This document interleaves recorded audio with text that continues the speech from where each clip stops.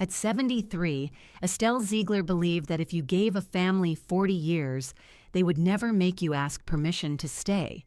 She had given them more than 40. She had given them the early mornings and the late fevers, the school shoes bought a size too big, so they would last. The casseroles carried 2 blocks through Erie winters when a neighbor was sick. She had kept the house on Wallace Street running like one of her father's old ledgers, every column balanced, every debt of love paid before it came due. So when she folded her hands at the funeral luncheon and waited, she truly believed the waiting would be rewarded. By the end of this, the woman they called a burden would own the ground they were standing on, and the one thing they threw away would be the one thing they begged her for. She just did not know it yet. What she knew that gray afternoon was the smell of the parish hall, coffee gone bitter in the urn, lilies starting to turn, the particular hush that settles over a room after a good man is buried. Harold Ziegler had been a good man, 43 years married, and she could count on one hand the nights they had gone to bed angry. He had died on a Tuesday quietly, the way he did most things, and she had washed and pressed his last shirt herself because she could not stand the thought of a stranger's hands on it. Now the relatives stood in clusters with paper plates, and Estelle sat at the head table where Harold should have been, her good black dress smelling faintly of mothballs, her mother's pearls cool against her throat. She had worn the pearls for him. They had been her mother's and her grandmother's before that, the one beautiful thing in a house that had never owned beautiful things. She was still turning the wedding ring on her finger when Brenda sat down beside her. Brenda Ziegler always sat the way she walked, like a woman who had somewhere more important to be. She was married to Mark, Estelle's only son, and she had a way of smiling that never quite reached the rest of her face. She set a leather folder on the table. She smoothed it with one manicured hand. "Estelle," she said, loud enough for the nearest cousins to hear. "We didn't want to do this today. We really didn't. But the family thinks it's best we get ahead of things while everyone's together." Estelle folded her hands in her lap. "Get ahead of what, dear?" Brenda slid a printed page across the tablecloth. It had a header in bold type, "Family Care Agreement." There were lines at the bottom for signatures, and one of them already had Mark's name typed beneath it. "You're downsizing," Brenda said, "to something more appropriate for your age. The house on Wallace is just too much for one person. All those stairs, the yard. We worry about you over there alone." A cousin near the coffee urn went very still. "This is my home," Estelle said. Her voice did not rise. It never rose. "Harold and I bought it the year Mark was born, and it's been wonderful." Brenda's tone was the kind people use on the very young and the very old. "But Mark earned this, Estelle. He's been carrying so much. Someone in this family has to be the adult and make the hard decisions. We're protecting you. From yourself, honestly. You'd let that place fall down around you out of stubbornness. There's a particular cruelty in being told you are a burden by the people you spent a lifetime carrying." Estelle felt it land, slow and cold, somewhere under the pearls. She looked at the paper. She read it the way she read everything, line by line, top to bottom, because her father had drummed into her one true thing before he decided a girl had no use for it. You never sign what you have not read. The agreement said the house on Wallace Street would transfer to Mark and Brenda Ziegler. It said Estelle's personal effects of value would be held in trust by the family. It used the word voluntary 3 times. "Where is Mark?" Estelle asked. "He couldn't be here for this part." Brenda did not blink. "He gets emotional. I told him I'd handle it." That was when the knock came at the side door of the parish hall. 2 short raps, businesslike, the kind of knock that has done this before. A man in a canvas jacket stepped in carrying a steel case, and Estelle did not need to be told what was inside it. The relatives looked at their plates. The man crossed to Brenda and asked quietly whether he was at the right address, and Brenda gave him the keys to Wallace Street out of her own purse. She had brought the locksmith to the luncheon. The casseroles had not even been cleared. Estelle's hands stayed folded. That was the thing none of them ever understood about her. She had spent a life learning to hold still while other people decided what she was worth, and they all mistook the holding still for surrender. The will, Estelle said. Harold's will. Something flickered behind Brenda's eyes. She reached into the folder again and produced a second document, thinner, with a lawyer's seal at the corner. Harold updated it in the spring, she said. He wanted everything simple, to avoid fights. Estelle read that one too. Her name was not in it. Not as wife, not as beneficiary, not anywhere. The house went to Mark. The savings, what little there was, went to Mark. There was a line near the bottom that mentioned the daughter-in-law by name, granting Brenda the authority to manage the estate's remaining property. And there was a single sentence about Estelle, the kind of sentence a lawyer writes when a family wants the appearance of decency. The decedent trusts his son to provide for his mother's needs as the family sees fit. As the family sees fit. She thought of Harold in the hospital bed in the spring, confused some days, frightened most days, signing whatever was put in front of him by the people who brought him pudding cups and held his hand. She did not believe he had read it. She knew her husband. He had never in his life left her with nothing on purpose. But belief was not a deed. And Estelle Ziegler, who had spent 60 years learning the difference between what you feel is true and what you can prove on paper, said nothing. Brenda reached across the table. Estelle's mother's jewelry box was sitting there, a small walnut thing Estelle had brought to show a niece the pearl's clasp. Brenda picked it up. "I'll keep these safe for now," Brenda said, "for the family. We wouldn't want anything getting lost during the move." She tucked it under her arm, and the pearls were the only ones Estelle still had, the ones around her own neck, and she felt the cousins not looking at her, which is a worse feeling than being stared at. "Of course," Estelle said, because the strangest thing about that afternoon, the thing Brenda would remember much later with a sick lurch in her stomach, was that the old woman did not cry, and did not argue, and did not beg. She simply unclasped the pearls from her own throat, set them gently in Brenda's open palm so the family would have the match set, folded her hands again, and said in a voice as calm as a closed ledger, "You'll want them appraised. The clasp is original. Most people get that part wrong." Then she stood, smoothed her good black dress, and walked out of her husband's funeral with nothing but the coat on her back and a small brass pin in the pocket of it, worn smooth from 60 years of her thumb. The pin was a coupling pin from her father's freight yard, a heavy little thing, cast iron gone dark, stamped with numbers she had stopped reading decades ago. Her father had given it to her the summer she turned 16, the same summer he had pulled her out of the bookkeeping classes at the high school and handed the tuition money to her brother. "Women don't keep ledgers, Estelle," he had said, not unkindly, which somehow made it worse. "They keep house." She had carried the pin ever since, a small cold weight, a reminder of the thing she had been good at and forbidden to be. She had spent her whole life believing she was the daughter who got nothing. She did not yet know how wrong her father had let her go on being. That night, Estelle slept on the fold-out couch in her friend Doreen's spare room over on Parade Street, and she lay awake listening to the lake wind and doing what she always did when the world went sideways. She added it up. 43 years married, 1 son, the house gone in an afternoon, the pearls gone, her mother's box gone, her name struck from a will she would have bet her life Harold never read, and against all of it, on her side of the ledger, almost nothing, a coat, a pin, a head full of numbers nobody had ever wanted, but there was one column she could not balance, and it kept her awake. 3 weeks before he died, on one of his clear afternoons, Harold had taken her hand and said something she had written off as the confusion talking. He had looked past her toward the window and he had said, plain as anything, "Estelle, mind the 4th track." She had asked him what he meant. He had only patted her hand. Mind the 4th track. There were no tracks near Wallace Street. There was no 4th anything that she could think of.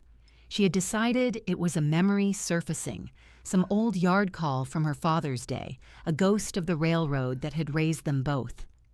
Lying in the dark on Doreen's couch, she turned the brass pin over in her fingers and let her thumb find the stamped numbers she had stopped reading at 16. And for the first time in a very long time, she read them. Depot, 4. In the morning, Doreen drove her past Wallace Street, slow, because Estelle wanted to see it once. The locks were already changed, a bright new strike plate catching the light. A dumpster sat in the driveway. 2 men in work gloves were carrying things out to the curb the way men do when a house has been emptied for sale, fast and careless. And on the top of the heap, tilted against a broken lamp, was a battered tin railroad lantern. Estelle knew that lantern. It had sat on the high shelf in Harold's basement for 40 years, dusty, dented, the glass long gone cloudy. It had come from her father's things. Nobody had ever thought it was worth anything, least of all her. She had nearly thrown it out a dozen times herself. "That's mine," she said quietly. But the window was up and the men could not hear, and Doreen kept driving because Estelle had told her not to stop. A younger woman stood on the porch directing the work. Brenda, in a camel coat that cost more than Estelle's first month of married rent, pointing at the lantern and saying something to the hauler. The man nodded, lifted it by its rusted ring, and tossed it into the dumpster with the rest of the scrap.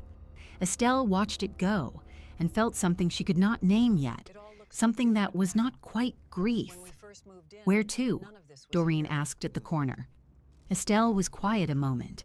She was thinking about a stamped pin in her pocket and a dying man's last clear words and a tin lantern bound for a scrapyard. She was thinking about the one address in this city that nobody in that house had ever bothered to learn. 2 miles east behind a chain-link fence, weeds growing up through the rails. "The county building," Estelle said. "On 6th. I'd like to look at some records." Doreen glanced over. "Records of what, hon?" Estelle folded her hands in her lap, and for the first time since the knock at the parish hall door, the smallest line of something settled at the corner of her mouth. Not a smile. Not yet. Just a woman who had been told her whole life that her head for numbers was useless, deciding at 73 to use it. "Of what's mine?" she said. The county building on 6th Street smelled of old paper and floor wax, the way every government building in Erie had smelled since before Estelle was born. She had been here once, decades ago, to record the deed on Wallace Street, Harold beside her in his good suit, the 2 of them young enough to think a house was the biggest thing they would ever own. Now she came alone, in yesterday's black dress, and she took a paper number from the dispenser and sat on a wooden bench and folded her hands and waited. She was good at waiting. She had been practicing her whole life. When her number was called, she went to a window where a man in his 60s sat behind a brass nameplate that read Halloran. He had reading glasses pushed up on his forehead and a second pair on his nose. And he looked at her over the lower pair the way men of a certain age look at anyone who is going to make their afternoon longer. "I'd like to see the records for a property," Estelle said, "the house at Wallace Street, and anything else recorded under my name or my late husband's or my father's. Walter Brandt. He's been gone a long time. You'll want copies. That's a fee per page." Halloran was already typing. Slow, 2 fingers. "Brandt, you said. With a B. With a B. He worked the freight yards. The Bessemer line, out toward the bayfront." Halloran's 2 fingers stopped. He looked at his screen.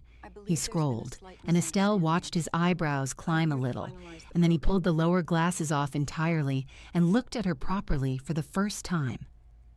"Wallace Street transferred yesterday," he said. "Recorded first thing this morning. Mark and Brenda Ziegler." "That the one you mean?" "That's the one. You're listed as prior occupant, not prior owner." He said it carefully, the way you hand someone news you suspect they already have. "Title was in your husband's name alone." "I'm sorry to be the one telling you that."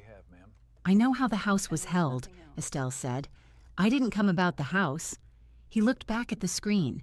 He scrolled again, and this time he was quiet for a long moment, and the fluorescent light hummed, and somewhere behind him a printer woke up and chattered and went still.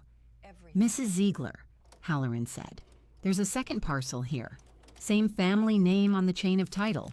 Your maiden name. Brandt. East End, out on Port Access Road. Tax parcel still active.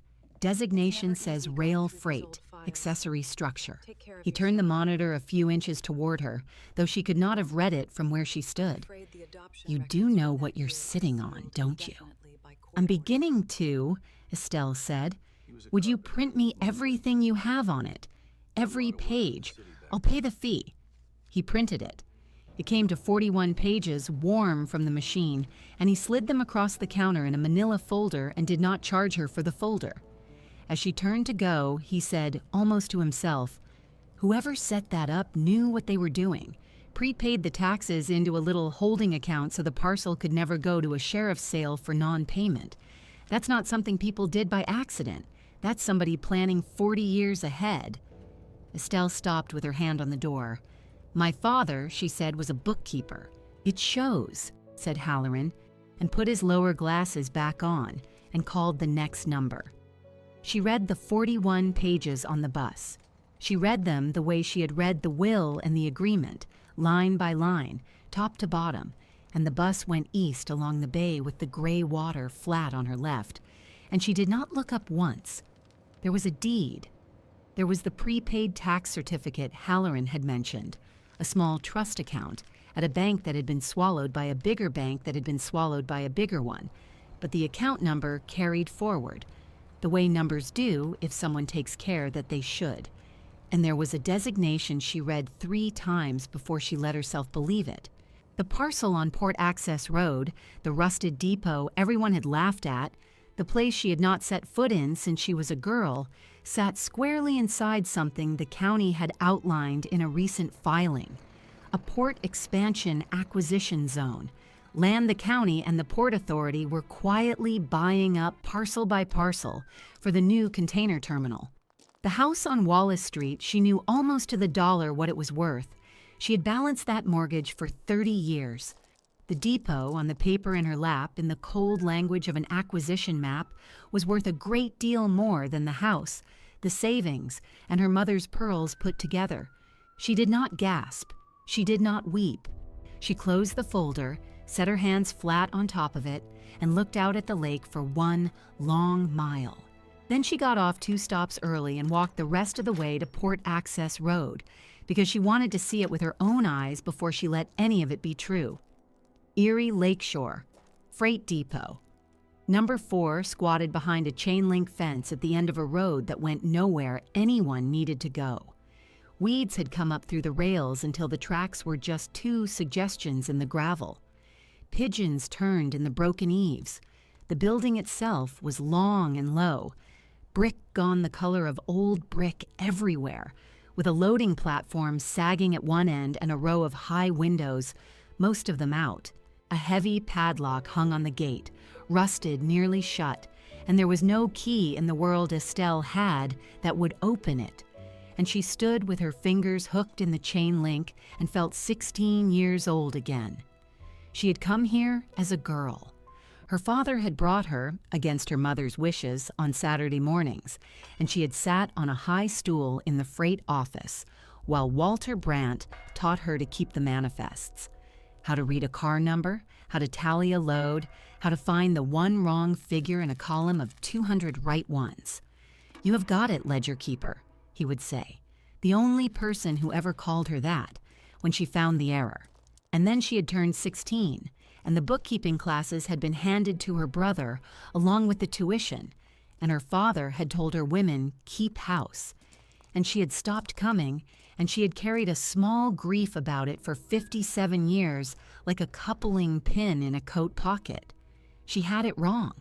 She was only now beginning to understand how completely she had it wrong. While she stood there, a sound came from inside the depot, a bright, ringing, irregular sound, metal on metal, and then a blue flicker through one of the broken high windows, the unmistakable stutter of a welding arc. Someone was inside the building everyone in her family thought was empty. Estelle walked the fence line until she found where the chain link had been peeled back at a corner post. Neat, deliberate, the work of someone who came and went. She bent, because at 73 she could still bend if she did it the way her body now required, and she stepped through onto her own land for the first time in 57 years. Inside, the depot was not the ruin it pretended to be from the road. Someone had swept a wide bay clean. Someone had rigged a work light off a car battery and set up a bench, and was at that moment crouched over a length of steel with a welding mask down and a torch, throwing sparks that bounced and died on the concrete. Tools hung on a pegboard. Old tools, good ones. The kind with wooden handles worn dark by other hands. A young man she could see now, lean in a canvas coat scorched at the cuffs. She did not want to startle a person holding a torch. She waited until the arc stopped and the mask came up, and then she said in her ordinary voice, "You keep a cleaner shop than my husband ever did." The young man came up off his heel fast, mask in one hand, and stared at her. He was perhaps 30, dark-eyed, a few days unshaven, and his face went through surprise and guilt and the particular hardness of someone who has been told to leave a great many places. "I'm not hurting anything," he said. "I'll be gone by dark. I always clear out. I don't take nothing that isn't scrap." "What's your name?" He hesitated, the way people do when a name has been used against them before. "Reyes," he said. "Danny Reyes. Look, lady, if you're from the port or the county or whoever, I just use the space. Nobody's used it in years. The lock's been rusted shut since before I found the gap. I'm not from the port." Estelle looked around the swept bay, at the pegboard, at the wooden-handled tools, and something in her chest moved. Those tools. Where did you get those tools? Reyes glanced at the pegboard like a man checking that he had not been robbed in reverse. They were here, in a crate, oiled up, wrapped in rags, in the back office. Older than me. Older than you, maybe. He said it, and then heard himself and winced. There was a name stenciled on the crate. "I didn't take them to sell, I swear, they were better than anything I could buy. I kept them sharp. Felt wrong to let them rust." "What name?" Estelle said. "On the crate." "Brandt," said Danny Reyes. "W. Brandt." Estelle Ziegler put her hand on the edge of the workbench, not because she needed to, but because some things you want to be touching something solid when you hear them. "That was my father," she said. "Walter Brandt. This was his depot. It's mine now." She heard the strangeness of the words in her own mouth the first time she had said them aloud. I think he would have liked that someone kept his tools sharp. The young man stared at her, and the hardness went out of his face by degrees, and he set the welding mask down on the bench very gently, the way you set something down when the ground has shifted under you. "There's more in the office than tools," he said after a moment. "I never touched the rest. Felt like somebody's. There's papers, and there's a crate the haulers brought in this morning. Scrap off a curb pickup. They dump stuff here sometimes, thinking nobody'll notice. I was going to sort it." He pointed with his chin toward a heap by the loading door. "Found a couple decent things in it already. There's a lantern in there I was going to fix up. Tin one. Good old railroad piece. Just needs the glass." Estelle followed where he pointed, and her heart did a slow, climbing thing, because she already knew, the way you know the last figure in a column before you reach it. What would be sitting on top of that heap of curbside scrap? The lantern from Wallace Street. The dented tin lantern off Harold's high basement shelf, the one Brenda had pointed at on the porch and the hauler had tossed in the dumpster, while Estelle watched from a slow-moving car. It had come here, to a dumping ground for curb scrap, to the one piece of ground in the city that belonged to her, as if the thing had known its own way home. She crossed the swept floor and picked it up. It was heavier than tin should be. She had held it 100 times, dusting it on that basement shelf, and she had never once noticed that it was heavier than tin should be, because you do not weigh a thing you have decided is worthless. "You said it needs the glass," Estelle said quietly, turning it in her hands, finding the rusted cap at the base, the seam her thumb had passed over 100 times without ever once pressing. Let's see what it needs. Sit down, Mr. Reyes. I have a feeling I'm going to want a witness for this. And she set the lantern on Walter Brandt's workbench under the work light and reached into her coat pocket for the small brass coupling pin worn smooth by 60 years of her thumb, and held it up to the light to read the numbers stamped into the dark iron, the numbers she had stopped reading at 16. Depot 4. And below it, smaller, a lot number she had never bothered to learn. The same lot number, to the digit, that was printed across the top of the 41 pages in the manila folder under her arm. The rusted cap did not want to turn. Estelle worked it the way she worked everything, patiently, a quarter inch at a time, her thumb finding the grooves the way it had found the grooves on the coupling pin for 60 years. Danny Reyes had pulled a stool close and was leaning in despite himself, the welder in him unable to look away from a mechanism. And when the cap finally broke loose with a small, gritty complaint, he made a sound low in his throat. "That's not a cap," he said. "That's a collar. Whole base unthreads. Somebody machined that to hide a seam." "My father," Estelle said, "did not do anything by accident." The base came away in her hand. Inside, where lamp oil should have been, there was no oil, and there never had been. There was a packet wrapped in oilcloth gone stiff and brown with age, folded the careful way her father folded everything, corner square, the way he had once tried to teach her to fold a manifest before the lessons were given to her brother. She drew it out. It was heavier than paper. It was paper and more than paper. She set it on the workbench under the car battery light and unfolded it one crease at a time, and Danny Reyes held the edge down with one scorched finger so it would not spring back, and neither of them said anything for a moment because some quiet is the kind you do not interrupt. The first sheet was a deed, the original deed, the real one, ink gone the color of weak tea, the legal description of a parcel on Port Access Road, the words Erie Lakeshore Freight Depot No. 4 typed across the top with a machine that had a broken lowercase e, and the name of the grantee, the single name to whom Walter Brandt had signed over the land, was not her brother's. It was not Harold's. It was hers. Estelle Brandt. Her own girl's name before she was a Ziegler, before 40 years, before any of them. Under the deed was a tax certificate, paid in full, stamped, the little holding account Halloran had marveled at, the one set up so the parcel could never be lost for the want of a payment. And under the tax certificate, folded smaller, was a single sheet in pencil. In a hand she would have known in the dark, a freight yard hand, all capitals, pressed hard. She read it once to herself. Then, because Danny Reyes was watching her face and not the page, and because she found she could not keep her voice quite level, she read it aloud. "You kept the books in your head when they wouldn't let you keep them on paper. This one's yours, ledger keeper." The word landed in the swept bay and hung there. Ledger keeper. The only name anyone had ever given her that meant she was good at the one thing she was good at. She had thought it died with him. She had thought it was a thing a tired old man said to a girl on a stool, the kind of kindness that means nothing by morning. She had carried that small, wrong grief for 57 years, the belief that her father had looked at her and seen a daughter to be married off and nothing to be entrusted.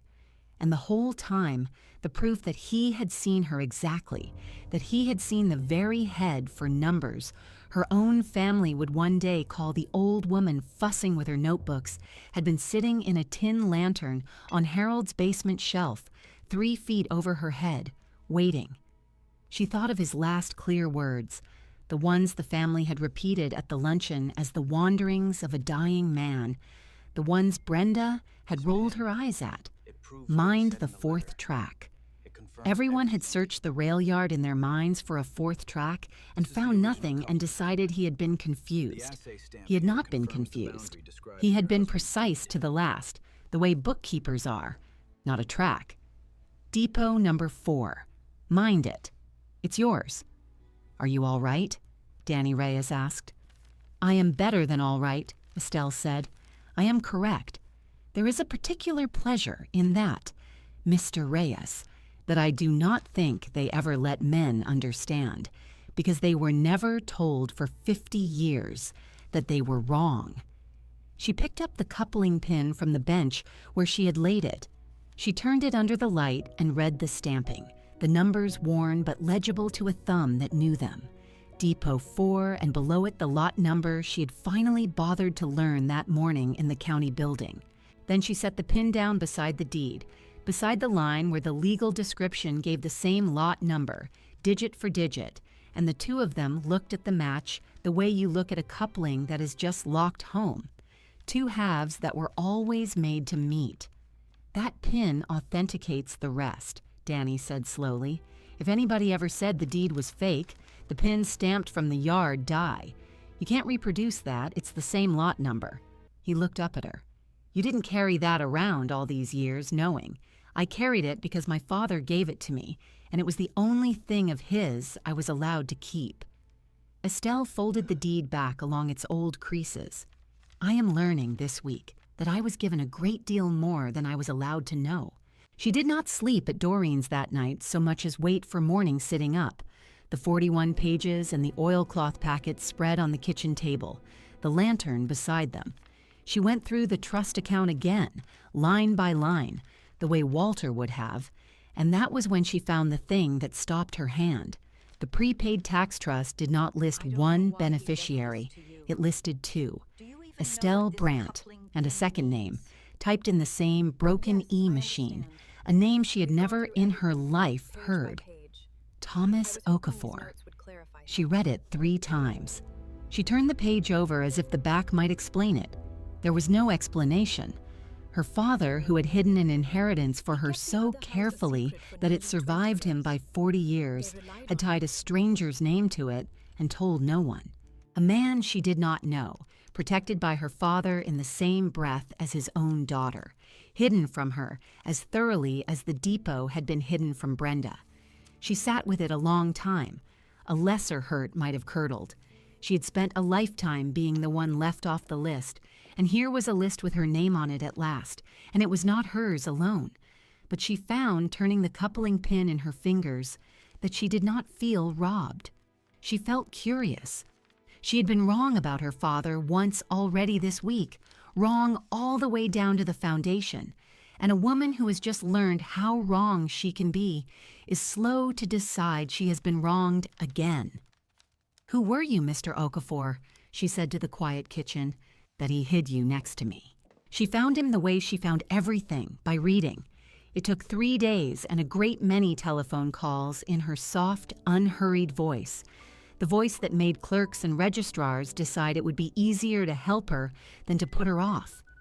Thomas Okafor was the son of a woman named Grace Okafor, who had kept house for Walter Brandt in the years after Estelle's mother passed, in a part of Erie where, in those years, a man like Walter and a household like that did not mix their business in the open. Grace's boy had been quick, quicker than quick, with numbers and with his hands both.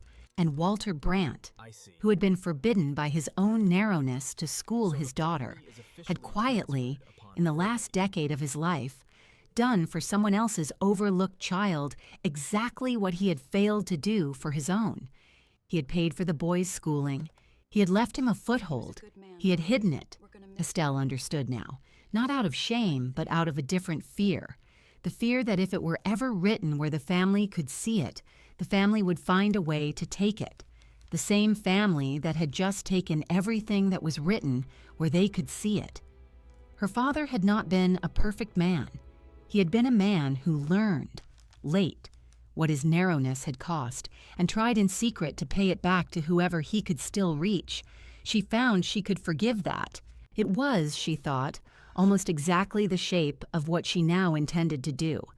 Thomas Okafor, when she finally reached him, was a man of 50 teaching mathematics in a school district 2 states away, and he wept on the telephone, quietly, the way men weep when they are ashamed to, when she told him whose daughter she was and what his name was doing on a 40-year-old trust. He had known Walter only as a stern, generous old man who had appeared at his mother's kitchen table and changed his life, and asked nothing. He had not known about the depot. He had not known there was a deed. And when Estelle told him she had no intention of contesting his share, that her father had clearly meant the both of them, he was quiet so long she thought the line had dropped.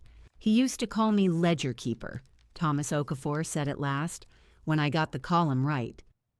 Estelle Ziegler closed her eyes in Doreen's kitchen, and the last small crack in her healed over clean. There remained the matter of the family. There remained Wallace Street, deeded away while the casseroles were still warm, and the pearls in Brenda's coat, and Estelle's own name struck from a will as if she had been a clerical error corrected. There remained the port. Estelle had read the acquisition map until she could have drawn it from memory. The quiet zone the county and the Port Authority were assembling parcel by parcel for the new container terminal, and she had read the one cold figure that mattered, the number the depot was worth inside that zone, and it was a number that made the house on Wallace Street, the savings, and her mother's pearls together look like loose change in a coat pocket. The thing they had all laughed at. The thing Brenda had pointed a manicured finger at and told the hauler to throw away. She could have gone to a lawyer that week and ended it. She had the deed. She had the pin. She had a paper chain so clean a child could follow it. But Estelle Ziegler had not survived 73 years, and 40 of them, holding that family together by being in a hurry. And she had not learned, the hardest way a woman learns, that the world rewards the loud, only to become loud herself at the finish. She wanted something better than to win on paper in a room Brenda would never have to sit in. She wanted Brenda in the room. So when Mark called, 3 weeks on, his voice carrying that particular brightness it got when Brenda was standing just out of frame, feeding him the words, and said that the family really ought to gather, that there were just a few more papers to put Estelle's affairs in order, that Brenda had found a lovely place for her and only needed a signature or two, Estelle did not argue. She did not mention the county building. She did not mention Halloran or Depot Number 4 or a stranger named Thomas Okafor or a tin lantern that had found its own way home.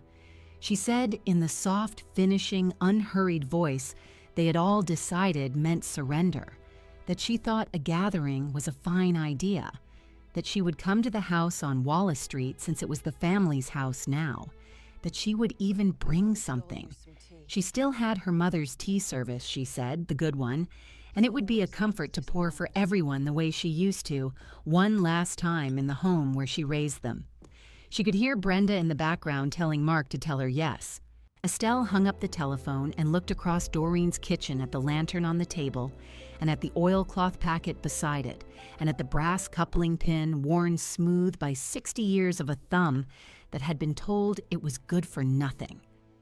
"We're going to need the good tray," she said to Doreen, "and I'll want the lantern cleaned up. Not too clean.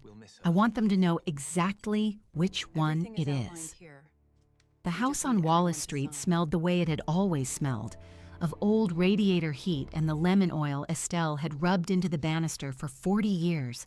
And that was the first cruelty of the afternoon, that it still knew her, even when the people inside it had decided to forget. She came up the porch steps slowly, not because her knees required it, but because she had learned long ago that arriving slowly made loud people lean toward you, and she wanted them all leaning. Mark opened the door before she knocked. He had the careful, apologetic face he wore when Brenda had told him what to feel, and he reached to take the tray from her hands as if relieving an old woman of a burden, and Estelle smiled and did not let go of it. "I've got it, dear," she said. "It's only tea." The relatives were there, the ones who had looked at their plates at the luncheon, the cousins and the in-laws, the aunt who had said it was all very sad and very reasonable in the same breath. They were arranged around the dining room table she had bought in 1971, on chairs she had reupholstered twice, and at the head of the table sat Brenda, with a leather folder squared in front of her and a pen laid across it at a precise angle, like a place setting for a meal she intended to serve. There was a stranger, too, a trim man in a gray suit with a lanyard he had not bothered to remove, a soft leather case at his feet, sitting a little apart with the patient blankness of a person who attends other people's gatherings for a living.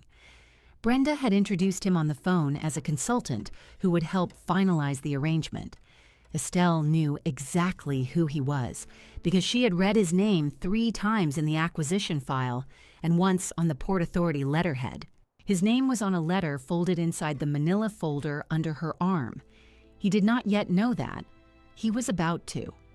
"Estelle," Brenda said, warm as a closing door, "thank you for being reasonable about all this. Sit, please. We just have a few things for you to sign, and then we never have to make this hard again." "Let me pour first," Estelle said. "I poured at every gathering in this room for 40 years. I'd like to do it once more, if no one minds." No one minded. Of course no one minded. It was such a small, soft, harmless thing. An old woman wanting to pour, and Brenda gave the table a little look that said, let her have this." Estelle set the tray down on the sideboard beside the leather folder's edge, and she poured slowly, the good cups, her mother's cups, the steam rising in the gray afternoon light. She carried the first cup to Brenda and set it at her right hand, and she set the second in front of Mark, and she went around the table that way, unhurried, until everyone held something warm and no one held a pen. Then she went back to the sideboard, and instead of her own cup, she lifted the lantern. She had told Doreen not to clean, and Doreen had listened. The tin still wore its rust like a coat. The dent in its side still caught the light wrong, but the glass had been washed, and a stub of candle set inside it and lit before Estelle came up the walk, and now she carried it to the center of the table and set it down among the teacups, burning, a small steady flame in a battered tin body, and she watched Brenda's face do the thing she had driven 2 miles east to see it do. Recognition. Just a flicker of it. There and gone. The particular blankness a person puts on when they are pretending not to know a thing they know perfectly well. "What is that old piece of junk?" Brenda said, and her voice had gone half a step higher. "You'll remember it," Estelle said. "You pointed at it. On Harold's porch. You told the young man with the truck to throw it in the bin." She folded her hands on the back of an empty chair. He did. It went to a lot on Port Access Road, behind the chain link where the curb scrap goes. The same road, as it happens, where my father's depot has been sitting for 60 years, the one we all laughed at. The lantern went home. I only had to follow it. "Estelle," Mark said, "what are you talking about?" She did not answer him with words. She reached into the folder and laid the first page flat on the table, turning it so the relatives could read it right side up, the way her father had taught her a manifest should always face the man who has to sign it. The deed. The ink the color of weak tea, the broken lowercase e marching across the top, the legal description of a parcel on Port Access Road, and the name of the grantee. Estelle Brandt, she read aloud, so the ones at the far end would not have to squint. My name. My girl's name. "My father deeded that ground to me alone, before any of you were born, and he prepaid the taxes into a small trust so it could never be lost for the want of $1, and he hid the proof where no one who thought him a fool would ever look, in a lantern, on a shelf." She set down the second page. "Here is the tax certificate, paid in full, stamped. It has been paid every year since before Mark could walk, by a trust none of you knew existed." She set down the third page, and the fourth, slower now, watching the gray-suited man more than the family. "And this is a letter from the Erie Port Authority's Acquisitions Office, dated this spring, concerning the assembly of parcels for the new container terminal. It names the depot. It names a figure." The room had gone very quiet, the quiet of people doing arithmetic they had not been invited to do. "I'll save you the reading," Estelle said gently.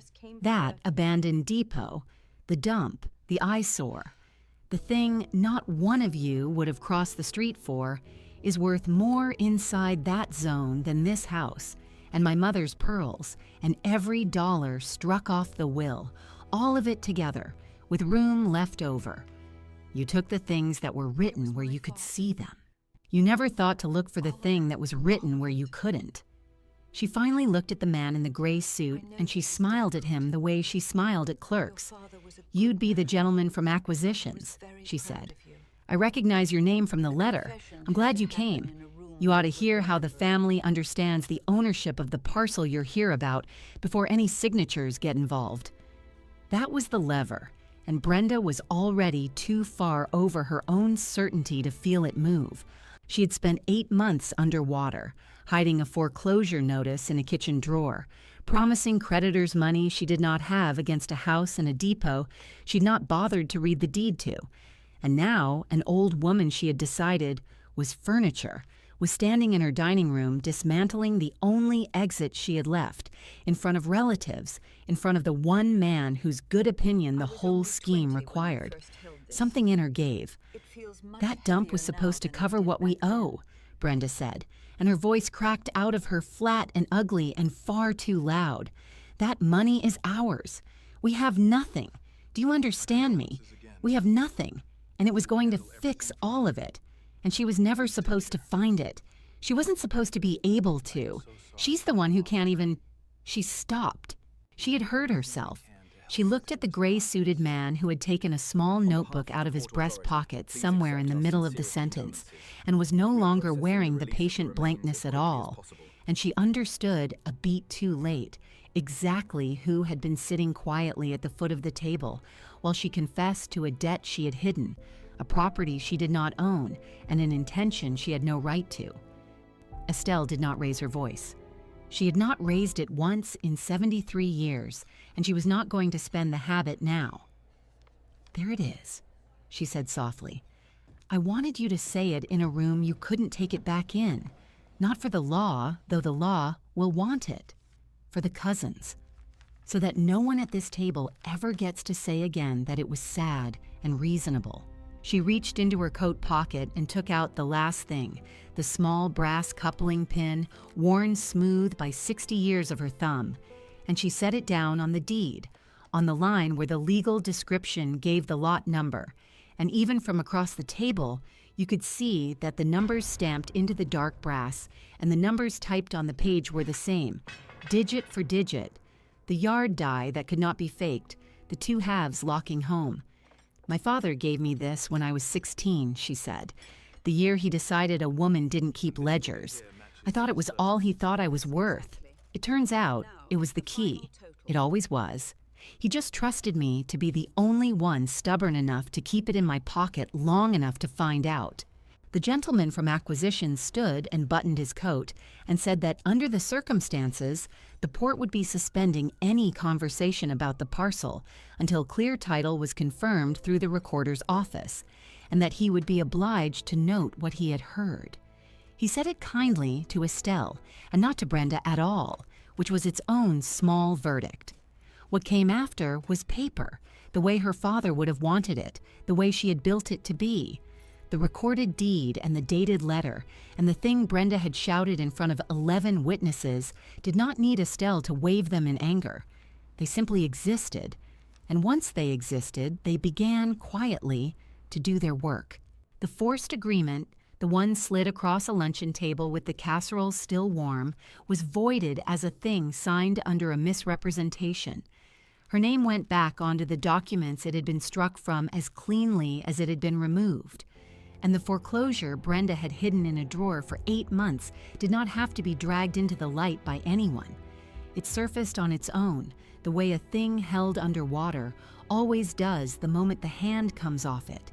And it took the house on Wallace Street with it, not into Estelle's hands. She did not want it, but out of theirs. She kept her mother's pearls. She did not keep the house. She found she did not need the rooms that had spent a year telling her she was a guest in them. The depot took the better part of a year to make sound, and Danny Reyes did most of it with his own scorched hands.